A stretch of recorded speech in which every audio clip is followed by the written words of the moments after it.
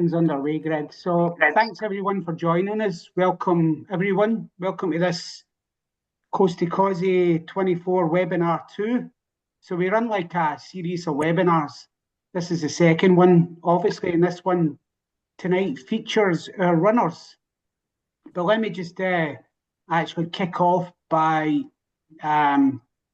just acknowledging this brilliant country in which we all reside. And I especially want to acknowledge the traditional custodians of the various lands in which we're located this evening.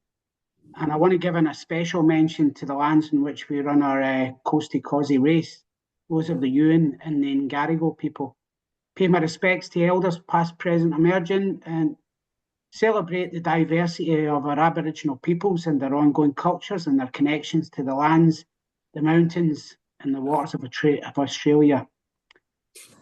So, similar to prior years, we're going to interview a couple of past runners. We want to kind of grab their perspectives, grab their opinions, grab their insights, and kind of get an idea of what gets you firstly to the start line of Coast to Kosci, and then successfully gets you to the finish line of Coast to Kosci. So in the past, we've heard from the likes of Ewan Horsburgh, Jane Trumper. There's a few Coast to Kosci royalty in there. Shane Simpson, Nicky Wynn, Kevin Heyden, Joe Ward, Nicky Burke, Greg Wallace. And tonight, Greg and myself are delighted to introduce you to two runners for this year, Simone Hayes and Andy Heyden.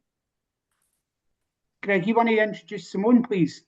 Yeah, and I think a lot of people probably know perhaps Simone from the work she's done with Ultra and also the national teams, etc. But Simone's from down the Shire way, the Sutherland Shire. A couple of adult kids, and Mark gives her a lot of support with her running. Simone's been running since about 2011. Also runs a personal fitness business out of Guymer. Got into ultras, I think, out of sheer ignorance, just said Simone, and fell in love with the sport, but importantly, the community. And I know a community of ultra running appeals to a large number of us. Simone's been on both sides of the Coast to Kosci fence. She's crewed it a couple of times and has signed up to crew this year.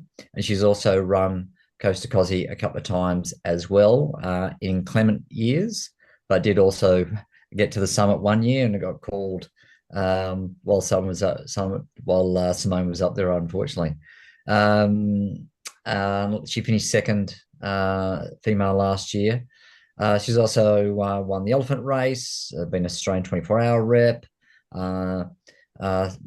placed well at Noosa, on Western States, TDS, and done a lot of other stuff as well.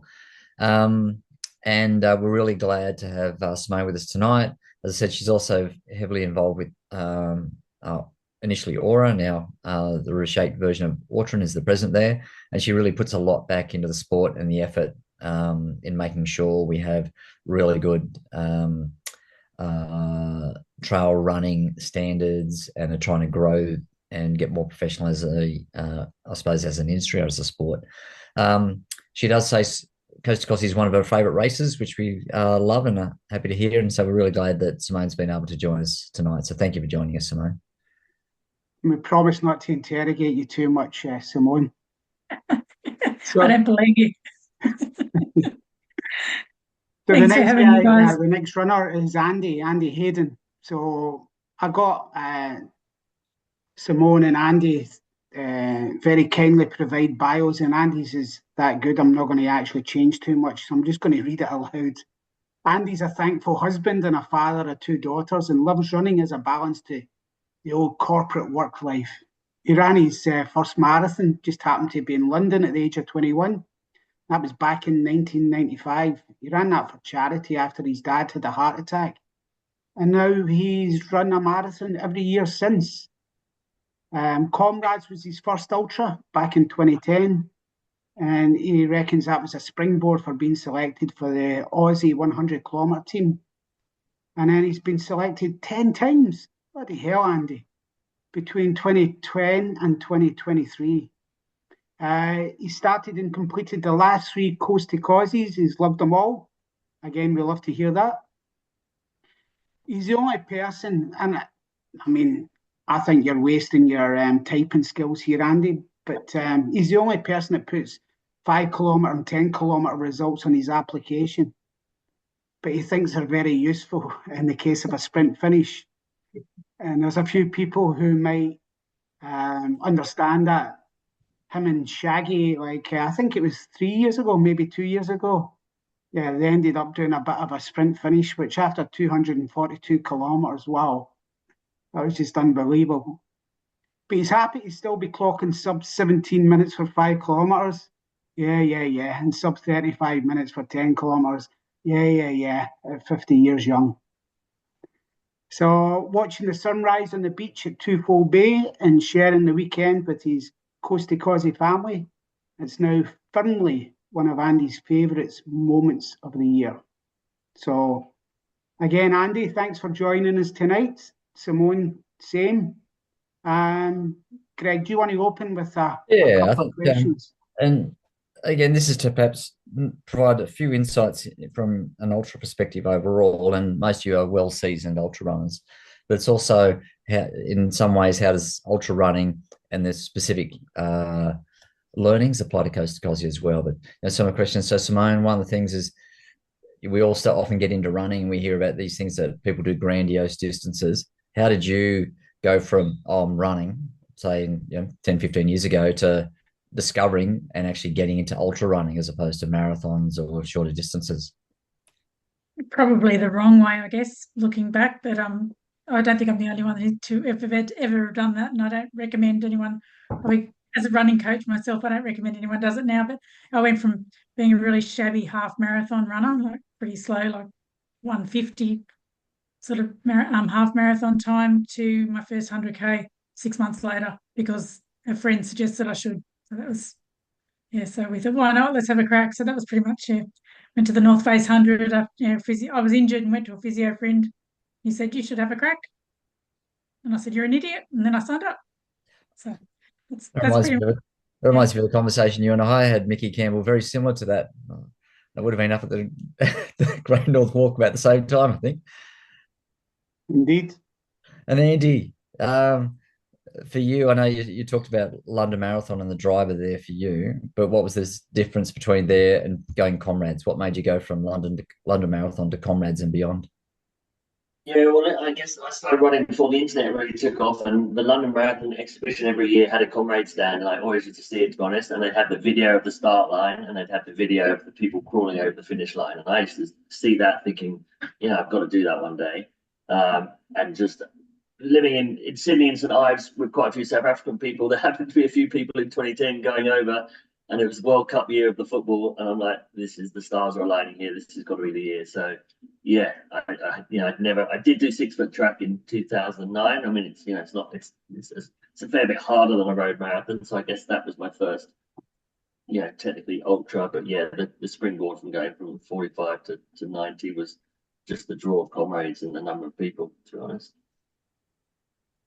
Thank you. So just following on from Greg's initial question, and I'll fire this one off to you, Simone. Can you recount a memorable experience or race that had a significant impact on your ultra running? Well, I've been asked this question before, and I honestly can't pick one because I think in every ultra there's always a moment where you love it or you hate it. You sort of have those moments where you think, why am I doing this? I just can't believe I've signed up for this. I hate this. But there's other days where you think this was fantastic or the finish line's fantastic. Probably my fondest memories are, honestly, Western States is always a big memory for me because that was just an amazing event to be a part of. But Coast To Kosci, I've had 2 good races there where I've just enjoyed both of them. They've both thrown heaps of challenges at me, but I think I've had 2 different experiences with a crew, 2 different crews. Yeah, I honestly can't answer that question with one definitive answer. Okay, fair enough. Andy?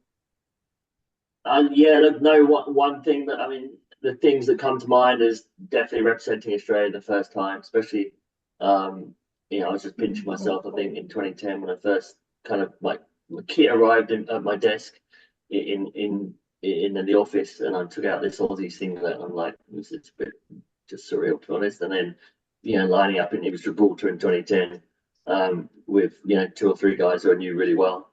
That was pretty hard to beat.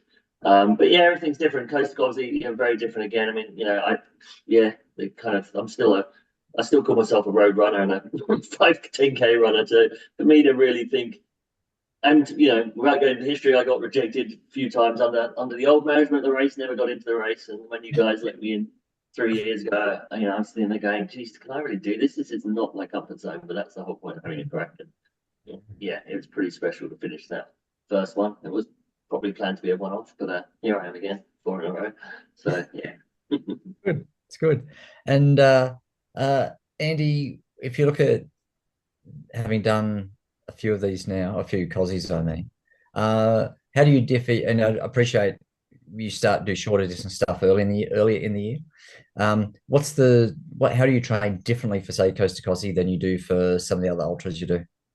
Yeah, for sure. And I appreciate everyone. I'm no coach, and everyone's so different, right? But for me, I mean, Rob Boyce back in the day, when I was doing my 100Ks, would always say that the jump from being marathon fit to being 100K fit is not that different. And that's how I would relate. So I would always sort of, I would know if I'm relatively marathon fit that I'm in a good shape to run a solid 100K. Coast to Kosci is just so different, right? So I think for me, it was learning to slow down and power walk and eat more. Lots of things that I got a pretty good gut, and I can run 7-8 hours on just gels, but you can't do that for 30 hours plus. So yeah, lots of slowing down, time on feet, lots of little things. I was all the 1%ers, stand up desk, standing up all day, bushwalking, all the stuff that I wouldn't do training for 5 or 10K. Okay. And Simone, for you, how do you train differently for something like Coast to Kosci as compared to some of the other things you've done? Yeah, I think mainly I've done predominantly trail running. So I think other than the 24-hour track running, which was a similar training that I did for Coast to Kosci, was just a lot more road, sort of conditioning my legs to road more than the trail, because I just found that the road does smash your legs up a lot more, a bit like the track does. So all my long runs were just flattish road. I'd do a lot of hill sessions too, but just as much flat, long road, 60K runs.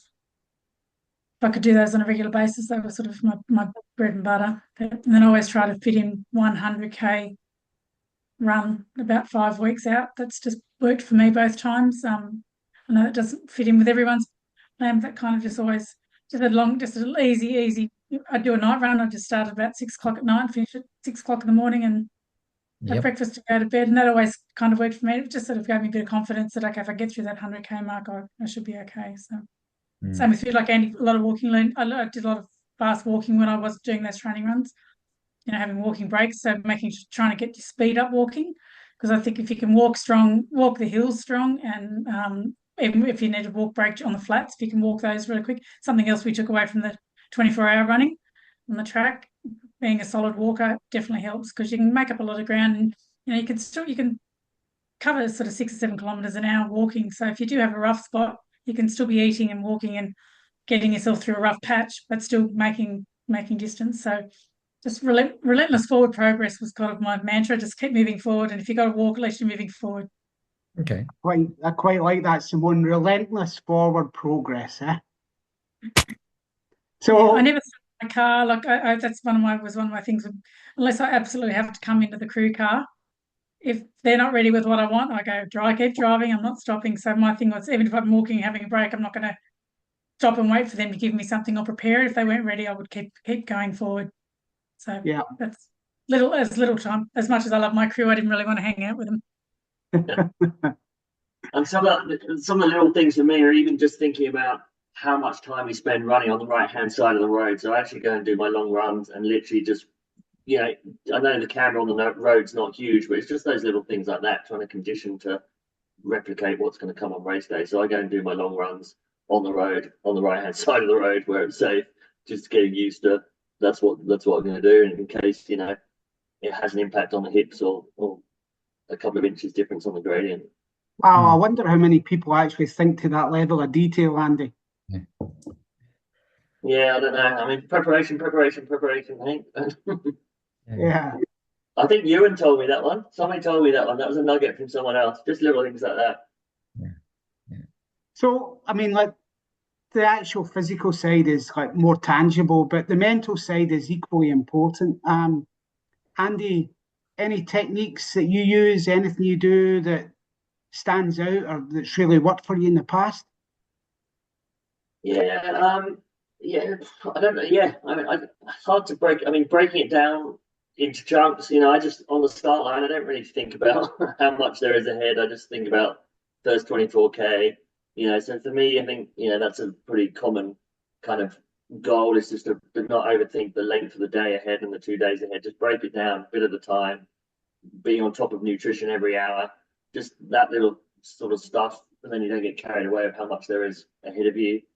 I think, having goals, being able to adjust your goals. I think that's a massive one, right? Just, weather and all these things is not being, it's being in the moment, running as you can for the next few hours, getting through to lunch or a meal or something else. That's the way I would break it down. And I just don't get too caught up in what everyone else is doing and just be really mindful of being adaptable with the weather or any injuries. And for me, is the massive mindset for me is like I said, I really am a road runner. I've been doing it 30 years. I'm a marathon runner. So stopping and walking was just not a thing I used to do. And if I had a blister, run through it for the next 3 hours. But, in Coast To Kosci, the minute if I feel a hot spot 10K in, I'm stopping and sorting it out and getting up, so just really, thinking about how long this race is and making sure you're getting on top of nutrition, having a rest if you need to, stretching things, changing gear, and forgetting, just really thinking about the length of it and things that come back and bite you later. So yeah, I think preparation is a massive part of it. Just all the little details, not getting sunburned, not just making sure you're not getting chafed in places you want to get chafed. I actually think that helps take my mind off it because I like to have a sort of mental checklist, even though the crew on it, of just me thinking every hour, what have I got to do? What should I not forget that's going to impact me? And as much as you do. So you're almost thinking of the finishing line there, but you're kind of really concentrating on the next hour. Yeah, that's true. I'm coming on your chafing, Andy. I think I took a month to get over my first chafing incident to Coast To Kosci. My wife and kids still haven't got over it.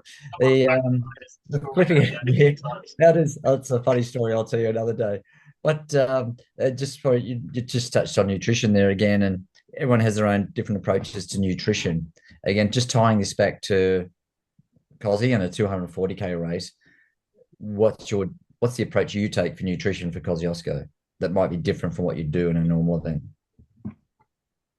And I mean actually in race nutrition.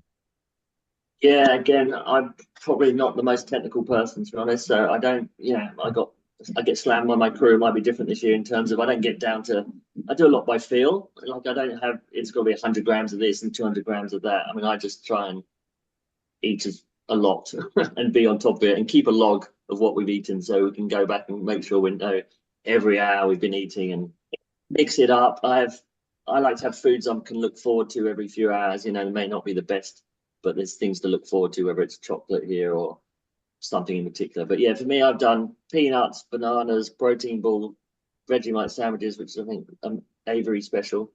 I'm progressing on to chocolate milk as well, but a bit of everything. I think variety, a bit of everything. I stay off the caffeine during the day, get on the caffeine at night because I don't know if I can handle it, for 30 plus hours. And I don't know if I've nailed the hydration yet because I think it's so different based on the weather that I was toilet breaking way too often the first time I did it because I think I overdrank and it was cold. So I think that's one that, some people are probably more scientific than I am, but I just find every race condition and temperature and humidity is different. And it's actually quite hard to be perfect on fueling and hydration, but obviously better to be over hydrated within safety than under. But yeah, I mean, little and often and variety, I guess, would be the summary there for me. Thanks, Andy. Simone, your lens? Yeah, I'm a bit the same as Andy. I kind of go to feel a bit. I know I've not nailed my nutrition plan in any race I've done yet. Really, I'm a bit of a vomiter. When I sort of from the 80, 100K mark onwards, I tend to get a bit of an upset stomach. But it's not. It's really I've probably generally I've overdrank, so I just get too much water sloshing around. So once I've had a bit of a vomit, I tend to be able to go for 10 minutes and then eat again and I'm fine. So yeah, I try to stick to more whole foods over gels as much as I can, especially early on. Just try and eat like the old Vegemite scroll from Baker's Delight, bit of cheese and Vegemite. It's always good. So I like a bit of savoury if I can, because I find I get over sweet stuff. Foods, sparkling water is one of my go-tos. I love, like, when I find after a while, like if I do feel a bit queasy, it's sparkling water, and I tend to sit on that pretty much the last half to a third of a race over water or other drinks. The bubbles seem to settle my stomach. Stomach gives you a bit of a good burp and makes you feel a little bit better. But yeah, just trying to again, you're just trying to eat as much as you can, and just feeling, and again, eat to how you feel. When we had that little car section last year, I remember I got in there and walked cold, and the crew was like, eat up, eat up. I was just sitting in the car, just stuffing my face in that car, because it was that break where you could, and you had time to digest. So it was amazing how good you felt when you got out and you had actually had a decent feed, I suppose. But yeah, it's harder to do when you're on the run. But have a crew that probably is a little bit stubborn with you to force feed you, because it's easy for us to get stubborn, to say, no, I don't want it, or I don't want, you need to have it. And it's very easy just to get low on nutrition, and you just can't afford to do it in a race of that length. So Thanks, Simone. That's great. Simone, do you mind if I just take you back to the previous question and get your perspective and what you do in terms of mental preparation? A big race like that I'm really invested in, I don't find I have to overthink it that much, because I'm kind of there anyway when I'm on that start line. What I've learned over the years, I think, in experience, is just to be as relaxed as you can. I think when I first started out, it was all very new, and obviously you're a lot nervous. And so for anyone here that's their first one, the nerves are going to be real. I find now that the more relaxed I can be on that start line, and going into it with, like Annie said, just breaking it down into checkpoint after checkpoint. If I'm relaxed, I'm comfortable. If I'm having fun on there just to enjoy it, everyone around you, it's a long race. I don't worry about what anybody else is doing pace-wise. I just go off to feel, so that I'm comfortable and stay in my own zone and stay in my own lane. And as long as I just try to stay happy, I guess. If I get stressed, that's when everything starts to unravel a bit. As soon as you start to go, oh, I'm off my time, or that's not working, or so yeah, I just you break it down. I think my goal is always to get to Jindabyne intact.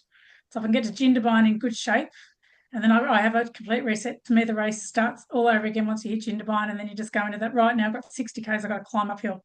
I just got to do that. And and I find if you can get to Jindabyne and be happy, I have a change of clothes and just a bit of a wash and total reset. Brush my teeth. There's always that's fun. It starts the new day. That's just my little thing I do. But yeah, I think if you're invested in a race enough, for me lately, I just find that I don't know how much longer I can do this for. So I'm going to enjoy every moment I get to be a part of these races, while my body will still let me, and while the RDs will still let me in, kind of thing. So it's, yeah, so I think it's. I'm with you on that one, Simone. I'm the same. That's it. I'm kind of. Exactly. I'm at that point of, this might be the last one. Let's just give it. You never know when it's going to be a last, and it's right. such a privilege to be a part of this race. It's such a special race, and I think for anyone that has been lucky enough to get an entry, like, congratulations, because you're about to become, be part of something really special. I can't say that highly, speak highly enough of the race directors and the race, and all the other runners and crews that you're about to, embark on this with, because there's nothing like it. Thanks, Simone. Great words. And just assuring the crowd out there that we're not sponsoring Simone, and all those remarks were completely unsolicited. We talked about nutrition and hydration, gear and equipment. Andy, any kind of items that you need to make sure that you actually bring, discounting the obvious items like shoes and shorts and stuff? Yeah, if I've got any secret weapons in there, I think variety again. I just think weather conditions are so changeable, and just I have too much stuff, but I have all different hats. When we have our hissy fits in the middle of the night and we want something different, it's good to have a few options. And if the crew can't find one, but yeah, so I haven't really bought anything new for the races. I've just used what I've got. I mean, like, head protection is probably one, and I think about colours. I mean, maybe so again, if it's going to be a hot day, I want to be wearing white rather than black. Just some of those little things like that to me, having even at the top, having white arm sleeves on just to keep the sun off, keeping the sun off my neck. Yeah, I've worn calf sleeves. I've got sunburned calves the second year, I think, which I just didn't think of. So just, rather than having to keep putting sun cream on, having some calf sleeves on, kept that to bay. But yeah, so nothing that technical in your range of shoes, thinking about how often you want to change shoes and, going from the dirt roads to the bitumen and just all that sort of stuff. But outside of that, nothing really that technical or new, to be honest. Just making sure you're comfortable, right? So just whatever clothing is, that you're going to be comfortable in, and maybe layers. I mean, the things that have caught me out have been, I think, first year when we went up Big Jack, I got to the top and I've been working hard up the hill, and then I just suddenly got so cold very quickly because I can't remember, it must have been exposed on the top. Suddenly we're in the wind. And honestly, thank goodness I got a layer on and a windproof on in a minute because I just was frozen. Didn't see that coming. So it's just that the guys having that ready and having the right, I had a nice thin windproof, not a massive, great thick.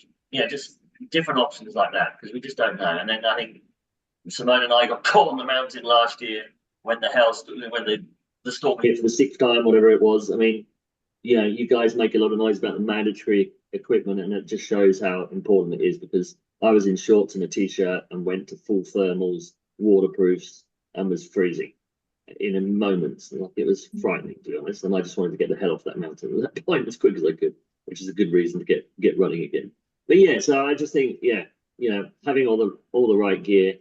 I mean, maybe one thing that I don't have and my crew have is a decent head torch. So I've seen the difference between the crappy head torches I have and the guys with these proper decent head torches lighting up the entire road in front of me. I'd quite like to see the stars, but I think, a good head torch is probably a good investment, which is like, as I'm not a trail runner, I don't have.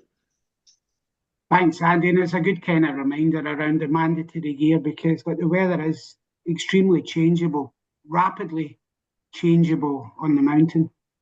I think as well, one of the themes or the long-standing theme seems to be hats. I remember Marie Connor a couple of years back actually wearing a shower hat because it was just chucking it down with rain the entire time. Simone, anything from your perspective you'd like to add? Besides the bubbly water. Yeah. I always, the first year I did it was really hot, like a lot hotter than expected. I had ice bandanas, so I think if you've got ice bandanas with you and your tent crew's got ice in the tent, they really saved me. And I think in our little kit we got when we registered, you had an ice blanket, the blue. I used that the whole time, and they dunked it in the esky with cold water, and I actually wrapped it around my head and then put a Legionnaire's hat on. Like, it's not a fashion parade out there. I looked really stupid, but it kept me cool. I had that wrapped around my neck with ice water on it, and then I had the ice bandana. But every 5Ks it was so hot that was dry, and I had to replace it. But I found that really helped in the heat. Like Andy said, the storm last year was really scary because I remember when I left Charlotte Pass, it was really hot, and we were dipping our buffs in the ice water and pouring cold water over our heads because it was so hot. And 15 minutes later, we were absolutely frozen. And it's the first time I think actually second time in 3 months I used my mandatory gear that always had rain pants in my kit from like my first North Face. I thought that it's like I didn't unwrap all the Glad wrap and they just disintegrated because they were so old. Our space blankets did disintegrate because I've never had to use it, and when we opened it up, it was like confetti. Oh, wow. So that's a tip. If you've got an old space blanket, renew it. Don't put it in an old one because they don't last forever. So I found out that way.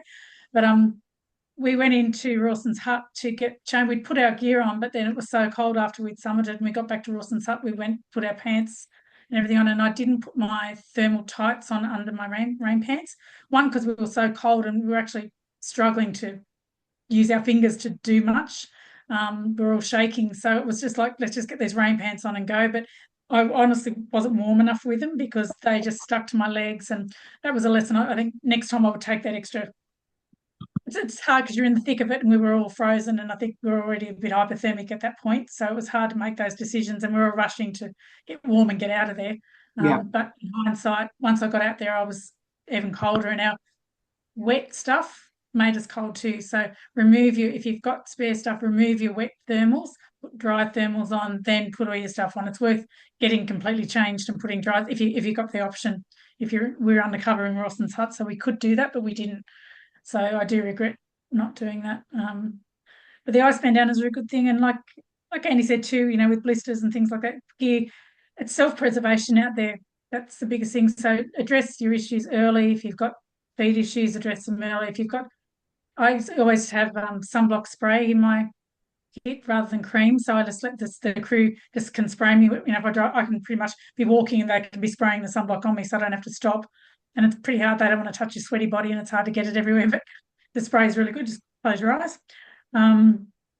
Yeah, variety of hats and things like that. The sun sleeves are good. Yeah, lots of layers. I'm a female. I always overpack everywhere I go, so I generally have way too much in the car. But you never know when you need it. At times I've used everything that's been in that car. If it's rained, when I've crewed Shaggy, we had that really rainy day. We had, I don't know how many pairs of socks we went through with him and shoes, but every time you got to go through a creek crossing, everything's wet again. So, lube. I've got this really good lubricant that's called Two Toms. A lot of you have probably had it, but if you haven't had it, it's a roll-on lubricant and it's waterproof. It lasts for ages. If you really lather it where you tend to chafe, it does last for about 24 hours. So, and don't share your roll-on, but it's a roll-on that's good. That's my tip, that I don't share your roll-on. And it comes in, they get little sachets as well. You can buy a pack of 10 sachets with it. So brilliant. Hang on, can you see that? So can you see that? Yeah. There's one you prepared earlier. No, it's happened to be on my check there. Yeah. That's what I recommend. One of the things you both talked about, the variability in weather, which is true, and we've all, I think, we'd love good weather the whole race this year. There's been so much of it. And you talked about a number of tips and suggestions there, particularly for some of the newcomers coming in. Besides the coping with the variability of the weather, what are some of the other advice, best one or two pieces of best advice or tips you'd give for a first timer at Coast To Kosci?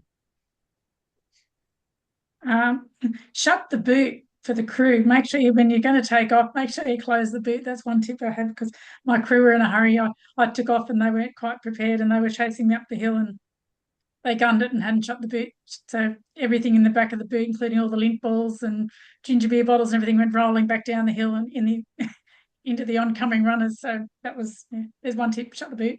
I did write a couple of things down, which is just pretty much my crews said KFM, which meant keep effing moving. So that was every time if you thought that something wasn't going to go right, they would yell out the window KFM. So that probably goes back with the relentless forward progress. But know your runner, have a good crew chief. Get the crew chief who knows you the best to sort of make decisions when you're getting, because you kind of hand your brain over to your crew at some point. Because once you get tired and you get it, it just happens. You need someone to make decisions for you, and smart decisions. And I think if as a runner if your crew's smart and they know how to deal with problems, let them problem solve for you, because it's going to come a time when you won't be able to do that for yourself. My other big tip is keep the car tidy and organised, because there's nothing worse than going in a car. There's a lot of you in the car. There's a lot of stuff.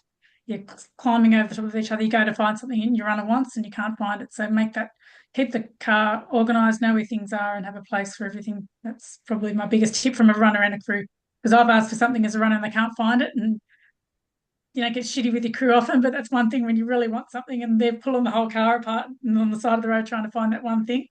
Yeah, so that would be one of my biggest tips. Thank you. Andy, your one or two things?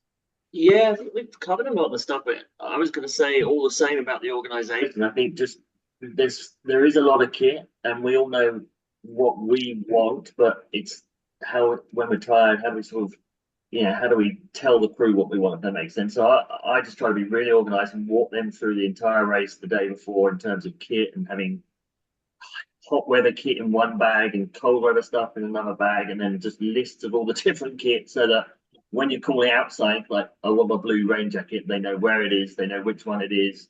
Just trying to keep the stress off. So yeah, I think being as organised as you can, thinking through all the scenarios, what you're going to need, so you just don't make mistakes. And when you ask for one cream, it's not the wrong one, or I don't know. That to me is being as organised, having it all run through, that just makes the local crew's life a lot easier and makes it a much easier race. But outside of that, everyone is so different. I think it's hard to give people. I mean, I like the spiritual side of it, which I'm not particularly spiritual side, but that side, I just get quite emotionally invested in the race because of just the whole, welcome to country and stuff. And I think trying to embrace that's quite cool. You want just sort of, it feels pretty historic being out there on your own in the middle of the night. I think it's really cool to just embrace, not having to run loops of the same circuit or laps of the track. It's a really cool point to point race. I think really embrace that and enjoy it and just try and be in the moment a bit and enjoy the landscape as you go through it. And that way the hours actually can pass quite quickly. Turn your headlamp off, Andy, and admire the stars. Well, I haven't had one yet. I think it's been overcast. I mean, I'm still waiting for that time back for a nice starry night this year, please. And a few more wombats. A few less frogs. Yeah, less frogs. Forgot about the frogs. Hey, Simone, any pre-race rituals that you indulge in? Any routines that help you mentally prepare, get going? No? I can't say no. I probably eat the same thing every morning. I get up, drink, have a coffee, whatever I drink, eat the same food. Same thing I would do for any long run. I kind of stick to what I know works. Just got my little time frame that when I have to get up, when the alarm's got to go off, and how long it's going to take me to get through that little routine that I do. But it's nothing, it's nothing fancy. Yeah, that's a ritual though. It's kind of something you do all the time. Yeah. Andy? Stay calm. It's my Yeah. Nothing really. My new ritual is I'm going to bring my own pillow because I'm getting old and fussy. So I'm going to try and get a good couple of nights sleep by having my own pillow because I love my own pillow and I've not done that. I don't know why I haven't thought of that before.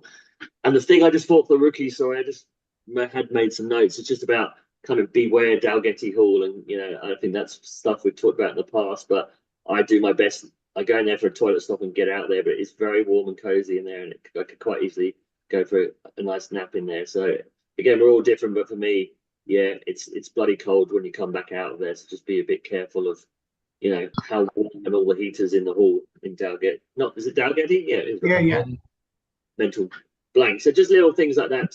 Again, it's just thinking ahead of, things that you're going to come across during the race and making decisions around what you plan to do.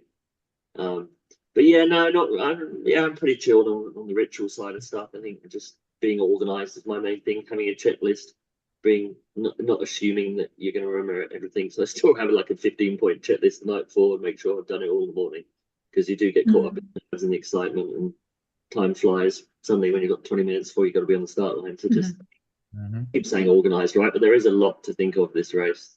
So I think being organised is a massive part of it. Yeah.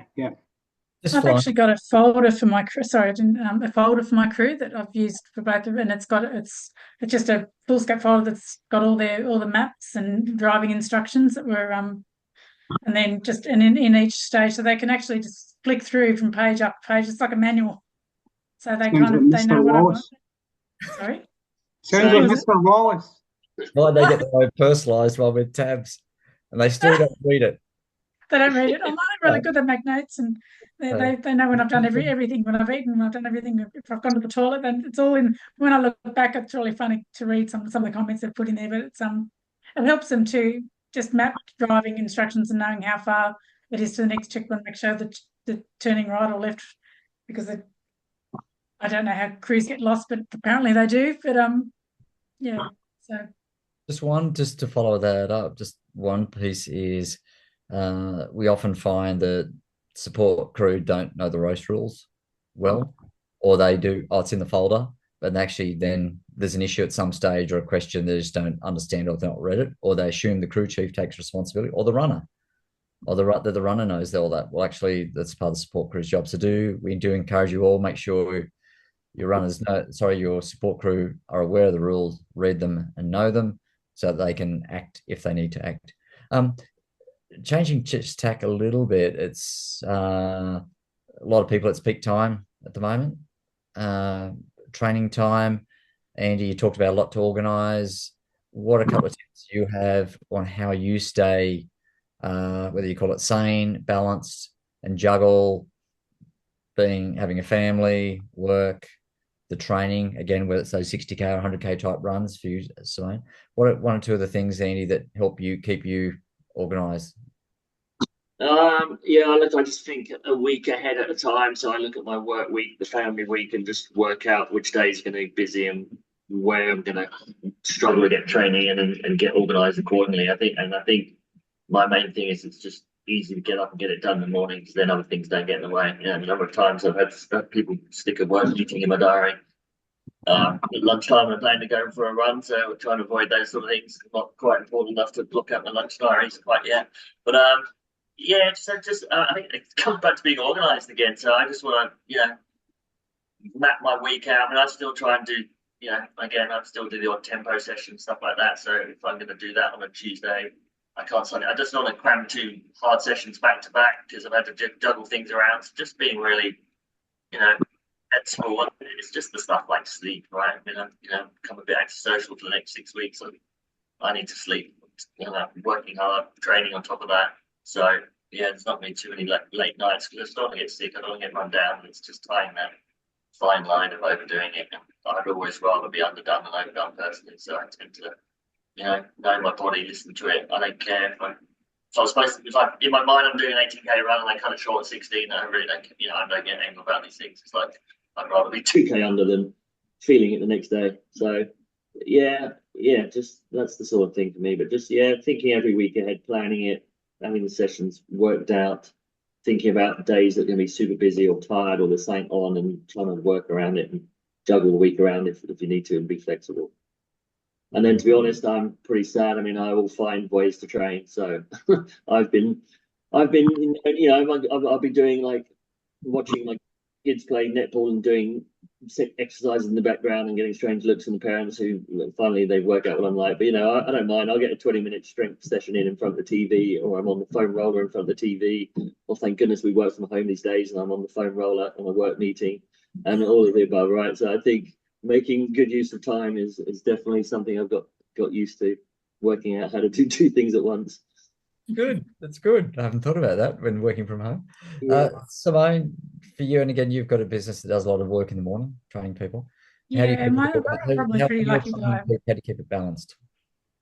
Yeah, I'm probably lucky that I haven't got a 9 to 5 job like that I have to travel or go to the city or do anything like that. And I get up early and go to my work, and my work does involve training anyway, so I can knock off a few sessions in my own work environment. So that's pretty lucky. And then I'm flexible through the day. So I try, when the kids were younger, I tried to make my long runs through the week so I didn't impact the weekends with their sport or family. But they're both adults now, they're both grown up, so they don't care what I do really. They don't, as long as there's food on the table, they don't really even think about me, I don't think, half the time. So I'm pretty lucky that I've just got that flexibility that I can fit it in or within my work and around it. But I honestly admire people who have real jobs, work Monday to Friday, 9 to 5, and have to fit it all in around young kids and things like that. Take my hat off to them. So, but it's I look ahead. I do go week to week, but like Andy, and I think try to listen to your body. If you're just not feeling great, if you think you've got to do this amount on that day and it's just not happening, just pull it up. It's because your body's trying to tell you something. So that's a big thing now. And as I get older too, I can't push through like I used to. I'm on the other side of 50 like Andy is too. So you've got to train differently. Differently to 10 years ago, that's for sure. Yeah. And more strength, I think we do more strength work as we get older as well. I think we know how important it is to stay strong and fit as well. So I mean, I'm happy to swap a run for some strength exercises and stuff like that, or have a shorter run and find 20 minutes to do some exercises later in the day. Thanks, On a rest Andy. day can be my best day, really. Some days just having a complete rest day, you don't realise it's we all know it's underestimated, but it's even in this sort of stuff, sometimes it's hard to let go and have that day, but it does pay off. 2 rest days back to back sometimes can be even better. It's allowing our brains, our OCD runner brains, to make yourself do that. So last question to the both of you, and I told you it wasn't going to be like an interrogation, so hopefully you found that was the case. I think this is probably the most important question, and it revolves around support. And I mean, everybody sees that the Coast To Kosci is an individual event. A lot of people comment on the fact that it's a team event, and then a lot of people comment on the fact it's a family event. But I just wanted to get both your perspectives on the importance of the people that you choose for your support crew. Maybe start with you, Simone, please. Yeah, like I mentioned, having a crew chief that sort of knows you quite well is, I think, really important, because um, they know if you're in a dark spot or if you're not. Because some of us are probably used to putting on a bit of a brave face whether we're feeling good or not. So having someone who really knows how you're feeling, or can tell just by the look at you that things aren't going to plan, and you need to could be able to, if you can read your runner, to know that, hang on, that they are low on fuel, they're low on sleep, they need something. There, what can I do to pick them up, because they're not firing on all cylinders. And I think having a good crew that can read that runner, because your runner might not always verbalise it. Having a crew that can rotate well and sleep and look after themselves is really important. So having a smart crew that know when they've got to go down, and somebody has to have a rest, because you always want somebody, because the crew are going to get just as tired as you, and they're in a small confined space. If it's wet weather, they get frustrated. It's tedious getting in and out of a car with trying to keep things dry, and you're getting in and out, and there's dirt everywhere, and it's challenging. So having a crew that, I think, one, get on is really important. You don't want a crew that's going to have any conflict within the car, because a happy crew means a happy runner. You want your crew to have fun. I want to be running along the side and having my crew yahooing at the window, and girl having a good time. So if they're having a good time, I'll have a good time. I think that's really important. You don't want a crew that are going to fight and carry on and argue over, who's going to hand off the gel and who's not, and who's going to, I don't know, silly little things.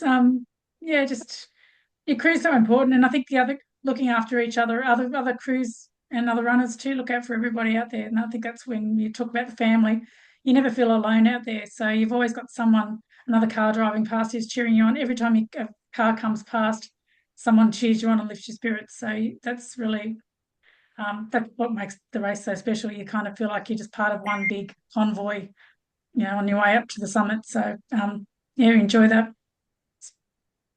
Thanks, Simone. Andy?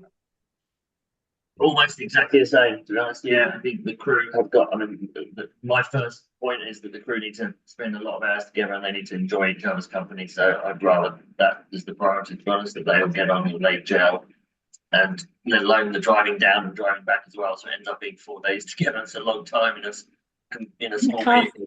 Yeah, I think, that's the most important thing.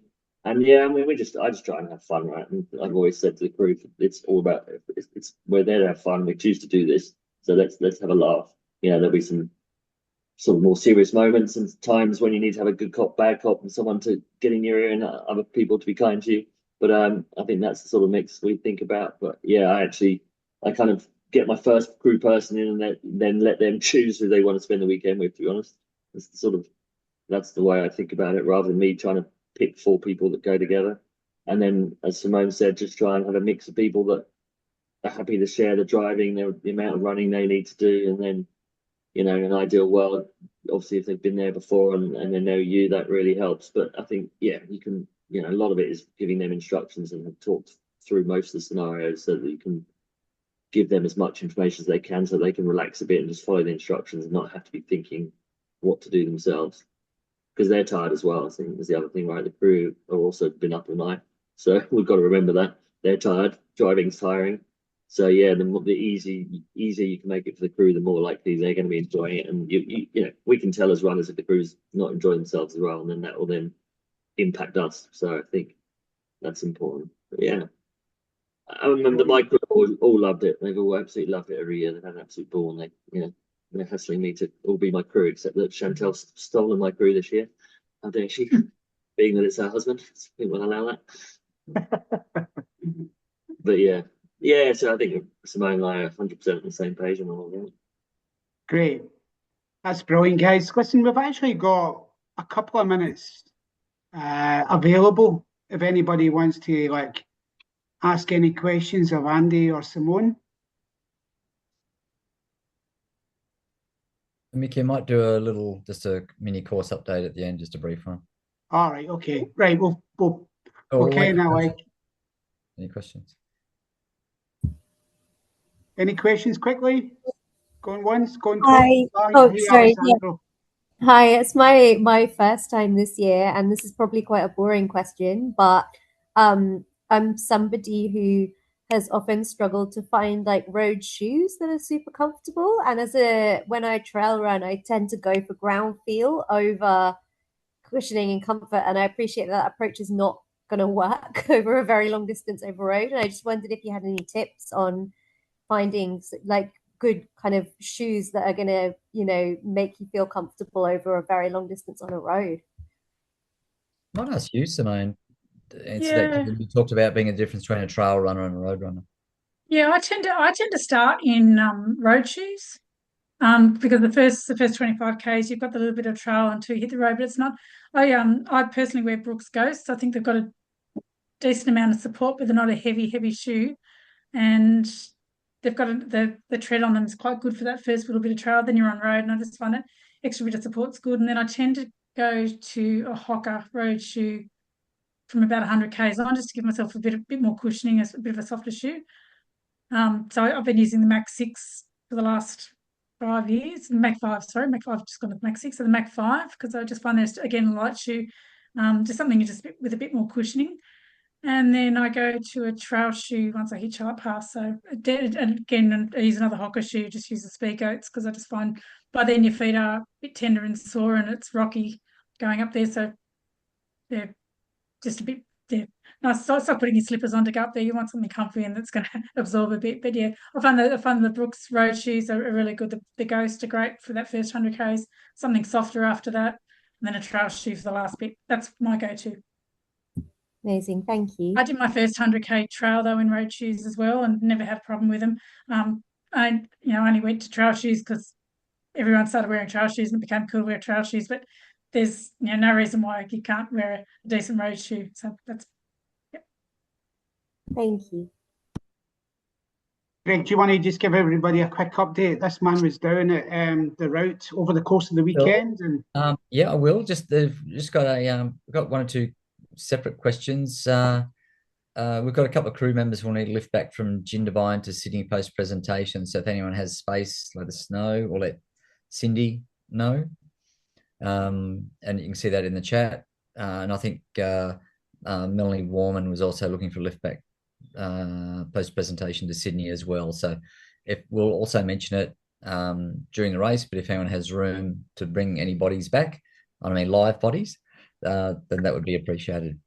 A couple of things. So we weren't intending to do a course update. There's no changes to the course or anything like that. It was more, we did a recce trip over the weekend and went down and had a look and checked everything out.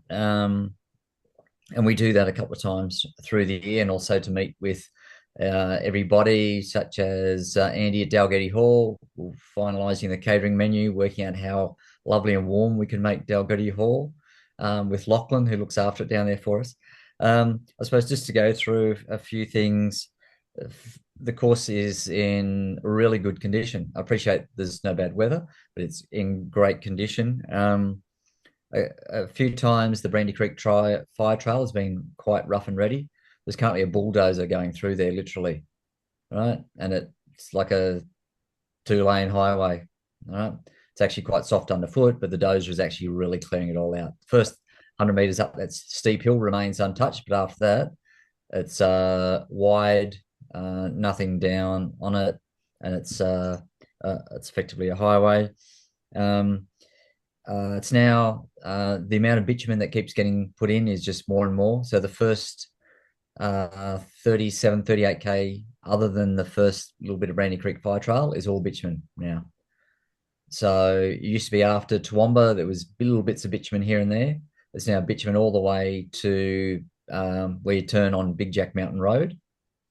And that first K to hit Toowoomba River again. So that's about 38K. So it's now all fully sealed through there, and likely that's just going to keep happening. I will say the roads, the dirt roads are beautiful. They're like glass. There's no corrugations. There's like again, it was like being on the Hume Highway. The roads are in very, very good condition. You'll be pleased to know all the creeks are dry. Let me say that all the causeways are dry. They're all really great. Big Jack was good. We went and had a look at Cowbell Trail. Black Snake said hello while we were there. But Big Jack is open and good. In fact, the only bad piece of road is, if you remember, at the top of Big Jack, it becomes bitumen about 400 meters or 500 meters from the top. From that's potholey, and then through to Mount Darra Road is rough and ready and potholey, and then you turn to Cathcart, and as Andy will attest from, I think, one of the earlier points, you hit the headwind going to Cathcart, and straightens you up a bit. But all the roads are in very, very good condition. Not much roadkill about at all. There's no lovely smell of roadkill, and didn't hear any frogs. But also Summit Path has been relaid, and it's really lovely and smooth as well. There's no snow till you get to Perisher, and there's pockets. But once you get to Snowy River on the Summit Path, it's still snow pretty much all the way to the summit, and deep snow. Yes, elements of that are likely to go, but there's still a lot of snow on the main range. Elsewhere, no snow. So we're really happy that the course is in great condition. Looks really good. I know it's still a few weeks away yet, and weather can turn and other things can happen, but the course is in great shape. No corrugations. It's graded. It's really good, Mickey, isn't it? It's great. So this is just a mini short update for you. Sorry, Greg, quick question. Confirming that Cowbell Trail is out this year and Big Jack is back in? Big Jack is, yeah, Big Jack. So we're back to the original route. So while Big Jack has been some of the, not ledges, some of the landslips that they've all been corrected. Yeah, it's been graded, but it hasn't been widened. All right. So it's still narrow. You still need your wits about you going up. There'll be one or two spots where you'll need to find a passing spot for if there's a car coming down or another vehicle coming down. And but otherwise, yep, Big Jack's good. Brilliant. We might as well bring it to a close, but suffice to say, I'm hoping everybody found that information that both Simone and Andy have provided has been invaluable. Really thank you for your expertise and for joining us this evening. So thanks, guys, and thanks everybody else. So we'll put the recording up there probably tomorrow. Just quick one, Cassie's asking about the accommodation in Jindabyne, wondering if there's an official race accommodation. Yeah. So no, we don't actually have a official race accommodation. We allow everybody to sort themselves out because people have different crews, different places. I suppose the race hub from a breakfast and presentation perspective is at the Adventist Alpine Village, which is opposite Sport and Rec. But everyone is different about their accommodation requirements and what they do. So we don't put together an official accommodation venue, but that's just literally where breakfast and the post-breakfast presentation will be on. And no doubt when you're in town, you'll see different people around staying at different places. One more webinar next week is to do with support crew, and we'll hopefully have a couple of support crews on there to actually provide their expertise and their advice. Once again, thanks Simone, thanks Andy. You're amazing, both of you. Great to see everyone. Thanks, guys. Another sprint finish this year, Andy. We're going to go with another sprint finish. Oh, let's do it. Bring it on. That's what I'm training for. I'm crewing Shaggy again, so you never know. Yeah. Thanks for having us, guys. Everyone. Good luck, everybody. Thanks very much. Thank you. Cheers, guys. Bye. Bye. Thanks, guys. Thank you, guys. It was lovely. No worries.